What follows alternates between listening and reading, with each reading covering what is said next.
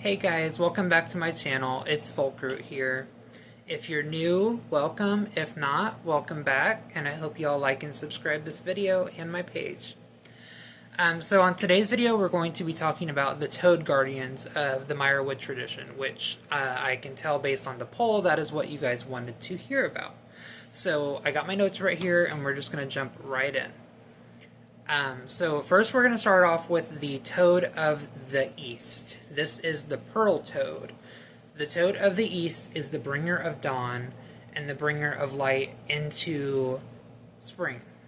So most associated with enlightenment, the bringer of dawn, we're bringing heat, we're bringing bloom back to the swamp, to those to the earth in general.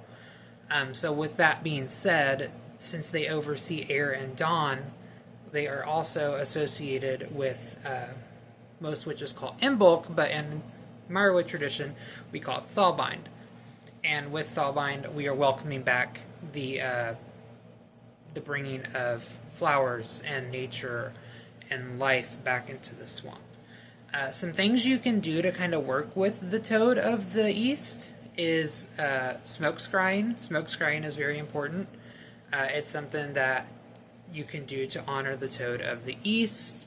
And offerings include feathers, shiny white objects, things like quartz, mica, or even like air polished shells, little things of that nature.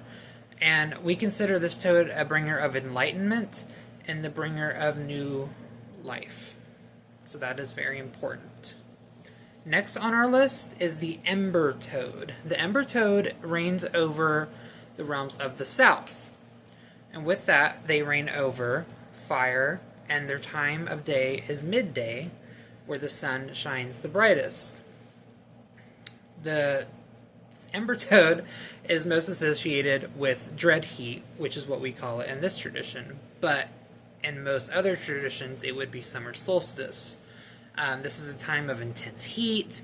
We're seeing droughts. We're seeing, people are usually kind of irritated. So with that also being said, the Toad of the South brings enlightenment in a way through trials.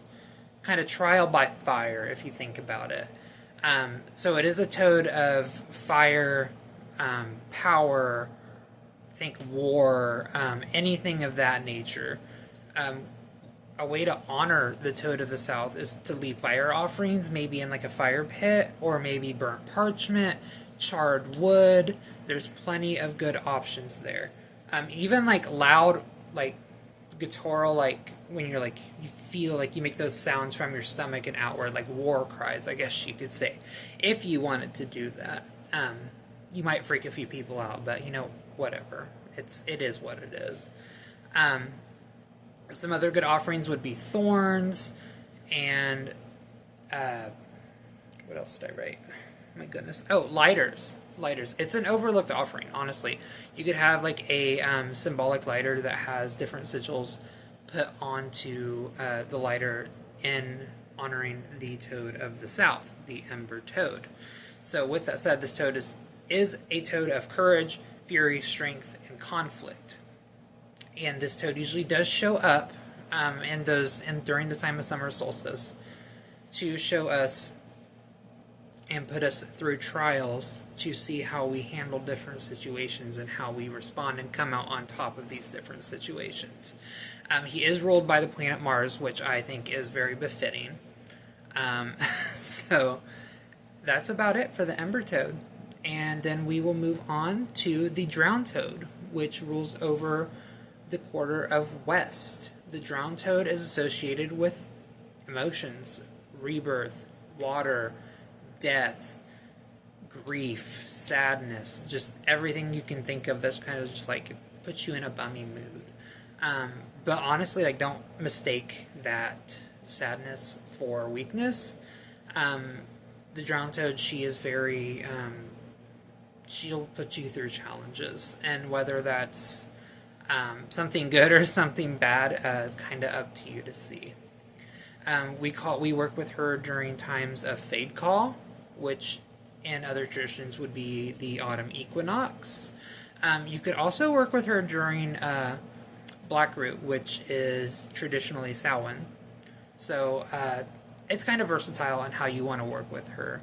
But some offerings that you could leave for her would include bowls of water with silver coins in them.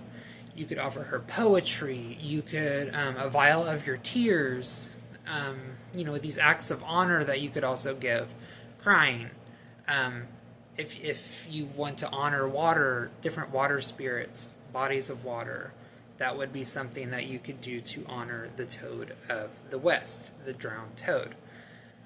With that, her colors are deep blue and purple, and she reigns over water, dusk, and early night, when the time of the nocturnal animals and the frogs croak in the silence of the night, which I think can be very eerie, but it's also something I love to hear the sound of.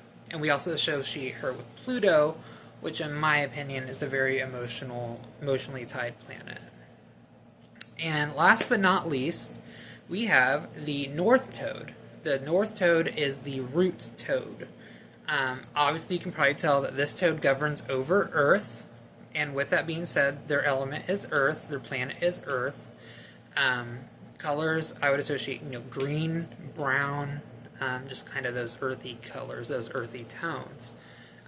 This is a toad of protection, ancestry work, grounding, binding. You could even work with this toad to bind people or bind anyone in any aspect of your craft, really. You could offer seeds, mushrooms, bark with lichen, and if you don't know what lichen is, look it up. It's usually that little bluish green growth that grows on tree bark, which is really interesting. You could also offer pine cones and really anything you find out in nature. It can be anything. I would say you could even offer a ginger root or an onion. These are things that are still from the earth and they have their place with the root toad. And with that being said, we associate the root toad with Stilfrost, which is usually, in other traditions, Yule. Why do we associate it with Yule? You might be thinking, why would earthy elements be tied to Stilfrost? And I had a feeling that a lot of people were going to ask that. So here's my answer. So during Stilfrost, even though the things on the surface are very inactive, we still have this period of everything underground, beneath the leaves, beneath the snow, beneath everything. The earth is still churning. The roots are still rooting. The roots are still keeping things alive.